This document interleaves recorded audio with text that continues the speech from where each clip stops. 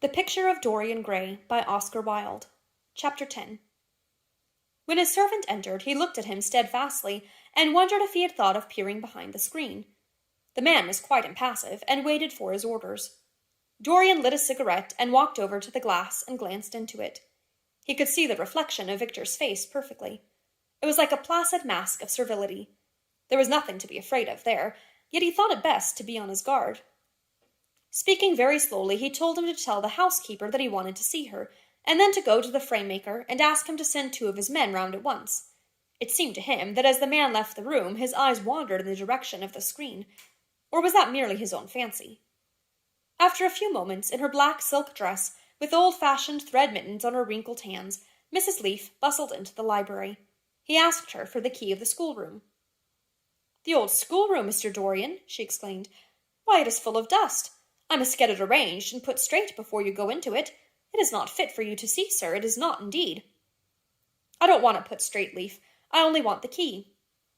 "Well, sir, you'll be covered with cobwebs if you go into it. Why, it hasn't been opened for nearly 5 years, not since his lordship died." He winced at the mention of his grandfather. He had hateful memories of him. "That does not matter," he answered. "I simply want to see the place, that is all. Give me the key." "And here is the key, sir," said the old lady, going over the contents of her bunch with tremulously uncertain hands. "Here is the key. I'll have it off the bunch in a moment. But you don't think of living up there, sir, and you so comfortable here?" "No, no," he cried petulantly. "Thank you, Leaf, that will do." She lingered for a few moments, and was garrulous over some detail of the household. He sighed and told her to manage things as she thought best. She left the room, wreathed in smiles. As the door closed, Dorian put the key in his pocket and looked round the room. His eye fell on a large purple satin coverlet, heavily embroidered with gold, a splendid piece of late 17th century Venetian work that his grandfather had found in a convent near Bologna. Yes, that would serve to wrap the dreadful thing in. It had perhaps served often as a pall for the dead.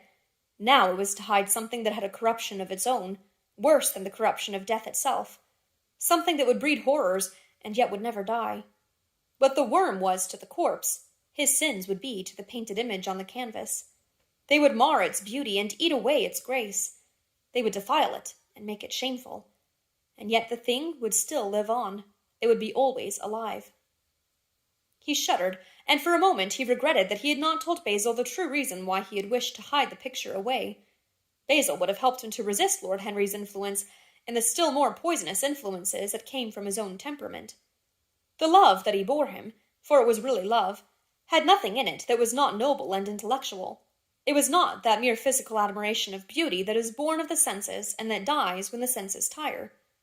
It was such love as Michelangelo had known, and Montaigne and Winckelmann and Shakespeare himself. Yes, Basil could have saved him, but it was too late now. The past could always be annihilated. Regret, denial, or forgetfulness could do that, but the future was inevitable. There were passions in him that would find their terrible outlet, dreams that would make the shadow of their evil real.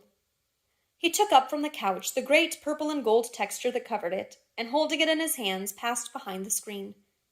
Was the face on the canvas viler than before? It seemed to him that it was unchanged, and yet his loathing of it was intensified. Gold hair, blue eyes, and rose-red lips, they all were there. It was simply the expression that had altered. That was horrible in its cruelty. Compared to what he saw in it of censure or rebuke, how shallow Basil's reproaches about Sybil Vane had been. How shallow, and of what little account! His own soul was looking out at him from the canvas and calling him to judgment. A look of pain came across him, and he flung the rich pall over the picture. As he did so, a knock came to the door. He passed out as his servant entered. "The persons are here, monsieur." He felt that the man must be got rid of at once. He must not be allowed to know where the picture was being taken to. There was something sly about him, and he had thoughtful, treacherous eyes. Sitting down at the writing-table, he scribbled a note to Lord Henry, asking him to send him round something to read, and reminding him that they were to meet at 8:15 that evening. "Wait for an answer," he said, handing it to him, "and show the men in here." In 2 or 3 minutes there was another knock, and Mr. Hubbard himself, the celebrated frame-maker of South Audley Street, came in with a somewhat rough-looking young assistant. Mr. Hubbard was a florid, red-whiskered little man, whose admiration for art was considerably tempered by the inveterate impecuniosity of most of the artists who dealt with him, As a rule, he never left his shop. He waited for people to come to him. But he always made an exception in favor of Dorian Gray. There was something about Dorian that charmed everybody. It was a pleasure even to see him. "What can I do for you, Mr. Gray?" he said, rubbing his fat, freckled hands. "I thought I would do myself the honor of coming round in person. I've just got a beauty of a frame, sir. Picked it up at a sale. Old Florentine. Came from Fonthill, I believe. Admirably suited for a religious subject, Mr. Gray." "I am so sorry you have given yourself the trouble of coming round, Mr. Hubbard. I shall certainly drop in and look at the frame, though I don't go in much at present for religious art. But today I only want a picture carried to the top of the house for me. It is rather heavy, so I thought I would ask you to lend me a couple of your men." "No trouble at all, Mr. Gray. I am delighted to be of any service to you. Which is the work of art, sir?" "This," replied Dorian, moving the screen back. "Can you move it, covering and all, just as it is? I don't want it to get scratched going upstairs." "There will be no difficulty, sir," said the genial frame-maker, beginning, with the aid of his assistant, to unhook the picture from the long brass chains by which it was suspended. "And now, where shall we carry it to, Mr. Gray?" "I will show you the way, Mr. Hubbard, if you will kindly follow me. Or perhaps you had better go in front. I'm afraid it is right at the top of the house. We will go up by the front staircase, as it is wider." He held the door open for them, and they passed out into the hall and began the ascent. The elaborate character of the frame had made the picture extremely bulky, and now and then, in spite of the obsequious protests of Mr. Hubbard, who had the true tradesman's spirited dislike of seeing a gentleman doing anything useful, Dorian put his hand to it so as to help them. "Something of a load to carry, sir," gasped the little man when they reached the top landing, and he wiped his shiny forehead. "I am afraid it is rather heavy," murmured Dorian, as he unlocked the door that opened into the room that was to keep for him the curious secret of his life, and hide his soul from the eyes of men. He had not entered the place for more than 4 years, not indeed since he had used it first as a playroom when he was a child, and then as a study when he grew somewhat older. It was a large, well-proportioned room, which had been specially built by the last Lord Kelso for the use of the little grandson whom, for his strange likeness to his mother, and also for other reasons, he had always hated and desired to keep at a distance. It appeared to Dorian to have but little changed. There was the huge Italian cassone with its fantastic painted panels and its tarnished gilt mouldings, in which he had so often hidden himself as a boy. There the satinwood bookcase filled with his dog-eared schoolbooks. On the wall behind it was hanging the same ragged Flemish tapestry where a faded king and queen were playing chess in a garden, while a company of hawkers rode by, carrying hooded birds on their gauntleted wrists. How well he remembered it all! Every moment of his lonely childhood came back to him as he looked round. He recalled the stainless purity of his boyish life, and it seemed horrible to him that it was here the fatal portrait was to be hidden away. How little he had thought, in those dead days, of all that was in store for him. But there was no other place in the house so secure from prying eyes as this. He had the key, and no one else could enter it. Beneath its purple pall, the face painted on the canvas could grow bestial, sodden, and unclean. What did it matter? No one could see it. He himself would not see it. Why should he watch the hideous corruption of his soul? He kept his youth, that was enough. And besides, might not his nature grow finer after all? There was no reason that the future should be so full of shame. Some love might come across his life and purify him, and shield him from those sins that seemed to be already stirring in spirit and in flesh, those curious, unpictured sins whose very mystery lent them their subtlety and their charm. Perhaps, some day, the cruel look would have passed away from the scarlet sensitive mouth, and he might show to the world Basil Hallward's masterpiece. No, that was impossible. Hour by hour, and week by week, the thing upon the canvas was growing old. It might escape the hideousness of sin, but the hideousness of age was in store for it. The cheeks would become hollow or flaccid. Yellow crow's feet would creep round the fading eyes and make them horrible. The hair would lose its brightness. The mouth would gape or droop, would be foolish or gross, as the mouths of old men are.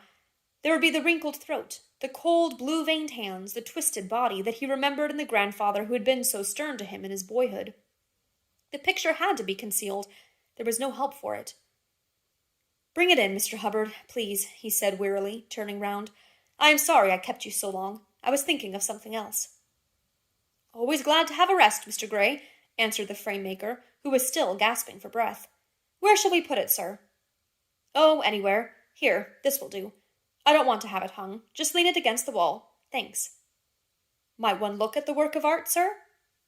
Dorian started. "It would not interest you, Mr. Hubbard," he said, keeping his eye on the man. He felt ready to leap upon him and fling him to the ground if he dared to lift the gorgeous hanging that concealed the secret of his life. "I shan't trouble you any more now.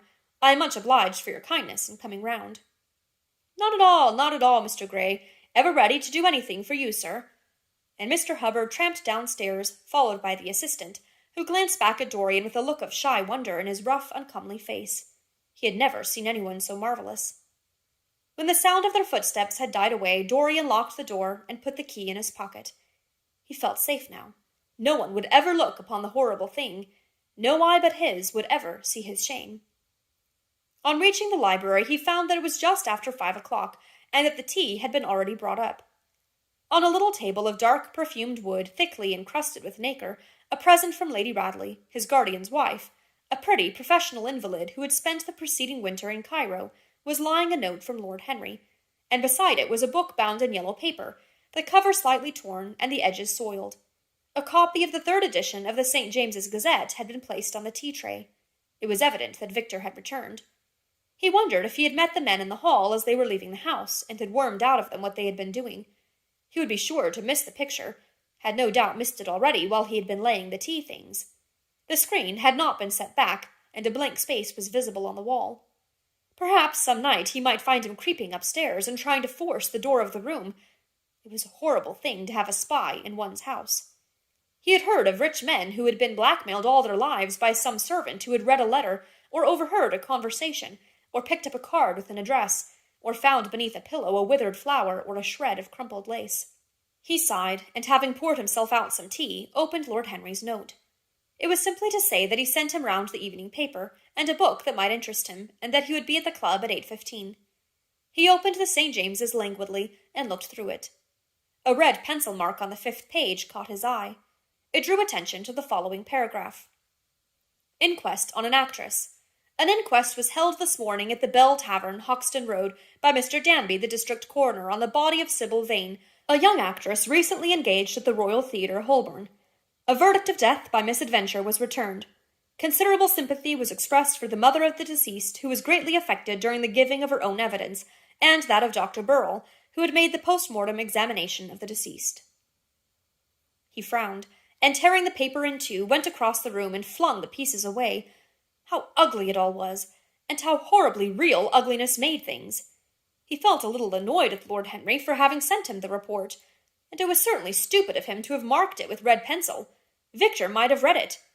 The man knew more than enough English for that. Perhaps he had read it, and had begun to suspect something. And yet, what did it matter? What had Dorian Gray to do with Sybil Vane's death? There was nothing to fear. Dorian Gray had not killed her. His eye fell on the yellow book that Lord Henry had sent him. What was it, he wondered? He went towards the little pearl-colored octagonal stand that had always looked to him like the work of some strange Egyptian bees that wrought in silver, and taking up the volume, flung himself into an armchair and began to turn over the leaves. After a few minutes he became absorbed. It was the strangest book that he had ever read.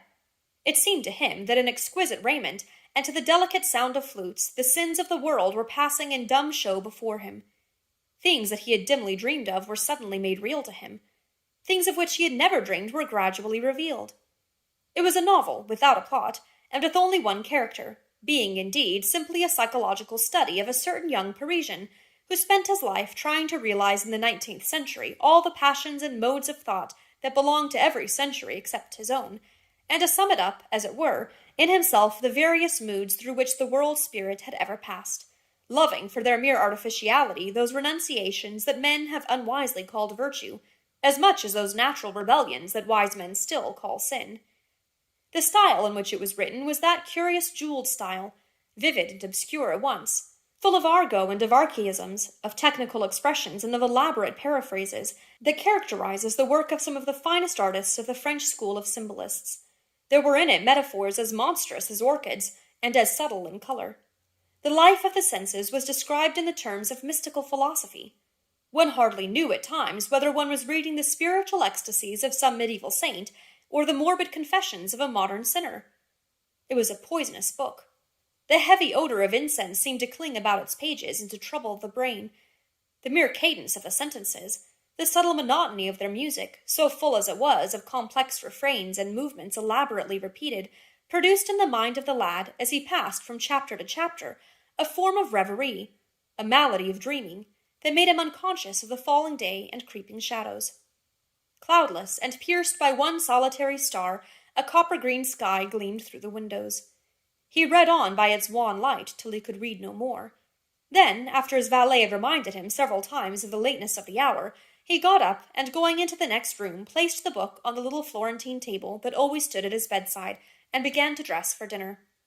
It was almost 9 o'clock before he reached the club, where he found Lord Henry sitting alone, in the morning-room, looking very much bored. "I'm so sorry, Harry," he cried, "but really it is entirely your fault. That book you sent me so fascinated me that I forgot how the time was going." "Yes, I thought you would like it," replied his host, rising from his chair. "I didn't say I liked it, Harry. I said it fascinated me. There is a great difference." "Ah, you have discovered that?" murmured Lord Henry, and they passed into the dining-room.